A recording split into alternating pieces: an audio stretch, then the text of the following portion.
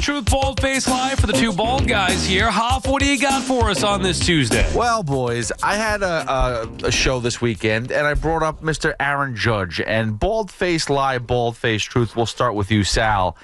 Aaron Judge will win the Triple Crown this year. I'm going to say that is a bald-faced lie. I just feel like that's hard. Where are we at right now? You have the numbers where he's at? He's 25 points above batting average. Yeah. He's 2 RBIs behind Devers with RBIs, and he's 1 home run behind the home run leader with 18. I think he'll end up leading 2 out of the 3, BT. I just feel like it's tough. Yeah, that's it. Other than that, though, I mean, if anybody's going to do it, I would bet Judge. I would totally say ball-faced truth. I think this is the year where we're going to look back in years from now, and he's going to hit 358. That's not going to be his Miguel Cabrera average type of year. And so I do think that's been the elusive part. It's been the batting average. I think he hit a couple in Colorado, but he's gonna have 55 home runs ish, maybe more. I'm going to have 135 RBIs, and I think the average will be there. So I'm going to say ball-faced truth. He's going to get it. And the thing that bothers me, and maybe it's just because I'm not a Yankee fan, but I feel like I take him for granted. Yeah. He's so good. Like, if this were any other player, I'd be like, oh, my God. Like Alonso's start, in contrast. Wow, look at Pete Alonso starting like this. He's on fire. He's almost Judge-like. But obviously, we've seen him now fall off. And yet, when Judge does it, it's like, well, we expect him to dominate baseball. So the expectations are, even if they're exceeding expectations, it's still, you just kind of expect it, so you take it for granted a little bit. That's how you know you're special. I mean, the lack of acknowledgement, because we're so used, it's like we're desensitized to his greatness. It's a good point, but I try to enjoy him every night, but there's no doubt we expect this and whatever. It's amazing. Underappreciated. Is he the best player in baseball? Oh, no question, dude. Who would... The only other person is Shohei Ohtani that people compare it to. But, again, the guy hasn't thrown a ball in 2 years, so I really can't... I know he went 50-50 last year, 50 stolen bases, but he's also freaking lazy. He doesn't play the field. He better be stealing bases. Yeah. All right. BT. Bald-faced lie, bald-faced truth. The Mets are a better team trading away Mark Vientos for a pitcher and making Brett Baty their everyday third baseman. Bald-faced lie, bald-faced truth. I'm going to say a ball-faced lie. First, I'm not going to abandon Vientos that quick. That's ridiculous. He looked great last year. I don't love what I'm seeing. And really, his year's been odd because there was a lack of engagement or hustle early in the year. You guys remember a couple bad looks. He got chastised by Bolt Lindor and the skipper. But I have to also keep both of those men here because I think that there's a good chance. Well, I mean, Pete's going to eventually be gone. So I think Vientos slides to first. I think Baty was better equipped to play third. I'm looking to keep them, not get rid of them. I would be lying to you if I said it did not cross my mind this weekend for the first time about trading Vientos. With Vientos. Yeah, now, twofold. Number one, I'm with you. I'm not ready to give up on him just yet. Also, I'm not selling low. That's the point. That'd be a major Value's mistake. low. But it would not, like, he has not been anywhere near the player that he was a year ago. Remember the expectations of what he was going to be in the big leagues, which is more in line with what he's doing now than what he did last year, coupled with Brett Baty, even in a short period. Look, forget about offensively, although offensively he's been very good here since coming back up, since being recalled. Defensively, he's playing Gold Glove third base. Like, that's not something that happens by accident or fluke. He is playing a confident, legit third base. I personally would pencil Brett Baty into third base every day. Let's see what you have here once and for all, see what you have. And then I'd make Vientos the DH and see if he can get going. So I'm going to say a bald-faced lie. Bald-faced truth. No, I would not trade him. I still would not trade him. Vientos? No, I would not trade him. I'm going to say bald-faced lie for now, but I think the fact that I would even be open to it is very telling about, like, if they were both at their peak, I still am not sure I would trade Vientos over Baty at this point. Because I just don't think Vientos will ever be the defensive player that Baty is. Yeah, and not at third base he won't. That's no. No. So all right, so maybe you move Vientos to first in the event Pete's not there. Yeah, he's got to justify by hitting more though. But for now, I would have Vientos be the primary DH. That's why I would not trade him. And finally, bald-faced lie, bald-faced truth. Sal, the Knicks will bring back the same starting 5 next season, regardless of outcome in playoffs.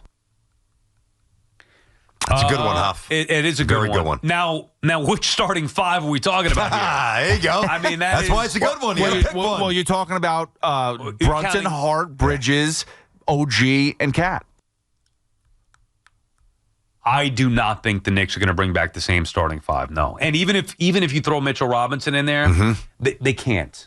There's no way. So I'm going to say it's a bald-faced lie. They will not bring back the same starting five, regardless of the result.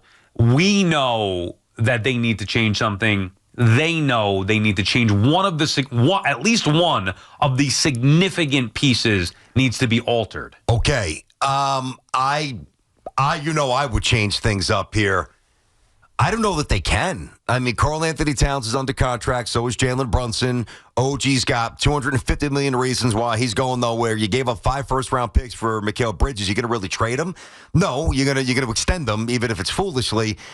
I'm going to say, though, it's a bull-faced lie. They won't, because I don't think Josh Hart will start next year. He'll be on the team. So who will? I don't know. Mitch, I mean, going to be, right? No. Somebody who's on a different team now, like a sniper, a guy that you can get for, $12, $13, $15 million a year, like a Nesmith type, somebody like that. Right. You can't keep starting with Josh. I love Josh Hart. He's not an NBA starter on a team that's trying to win a championship. Maybe somebody, and I love Josh Hart too. I think he's an integral part here, but maybe somebody that could, shoot a three. Yeah, of course. More consistently. That's the thing it's a glaring weakness from the construction of this team. All right, that does it for Ball-Faced Truth, Ball-Faced Lie. Good job there, Hoff. Back to the calls. Rich is in South Jersey. What's up, Rich? Hi, how are you? Good. All right, a week to go. Then I'm 86. All right, Rich. You're getting there, getting closer. Yeah, a couple of things. I didn't hear that BK said it, but I had the same thought. All year, they played like this. They didn't beat any good teams. Yep. I don't mind Brunson dribbling the ball, but he's got to take it less time. If it's not there, you can't take it down. All the other players are rushed. Mm-hmm. In the beginning of the year, Cat was shooting over 55% from three, and they never give him the ball enough. Now it comes down to now. First of all, I can't see playing a whole year and the coach not running set plays for Cat. Not as the second option when Brunson can't make his move. He's got to have set plays for him. And obviously they can't be on the floor together. So at the end of the game, it's determined if you need offense or defense. If you need defense like they did in one of the games, I think it was the second game when they had by I don't know how many points with a couple of minutes to go. He had them both on the court. You take them both out. Well, now that might be a little tricky, Rich, and happy early birthday, buddy. You're going to be 86. That's awesome. All right, so he said a couple of interesting things, and the one thing that jumped out to me was how the players aren't left with a lot of time once Jalen does give up the basketball, and he's right, and that's not going to change. See, the toughest thing for Jalen is that he's not tall and he's not explosive.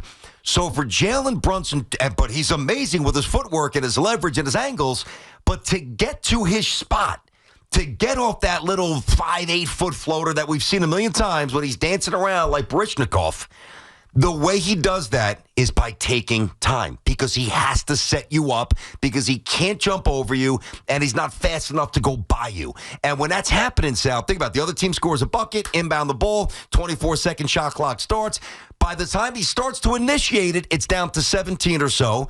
And now by the time he shoots it or doesn't, it's down to 5 or 4. That's a problem. Yeah, I still love him and I do his too, offense. but that's a problem. It's at least consistent. You know what you're getting. Now it's on them to figure out how to work around that. That's why I thought it was imperative to get a big that stretched the floor. That's why I loved the Karl-Anthony Towns trade. I know he can be more than just a big who can stretch the floor, but with the Knicks, they need him primarily to be a big that can stretch the floor. So I'm not sure why they don't do that more often, especially if you're going to have Mitchell Robinson in the game. But again, they just have too many guys. Bridges can't shoot in the first half. Mitch is an offensive liability. Their stars are defensive liability. They have too many. They're starting two-guard for the most part of the year. Josh Hart can't shoot. They have too many weaknesses. There's issues. That's why I'm saying I can't believe that they're actually here. We talk about, we pick them apart like they're awful, but yet they're in the Eastern Conference Final. We'll come back, reset down with the king topic of the day. It is the Knicks ahead of Game 4 tonight, 888-808-1019. BT and Sal on the Fan.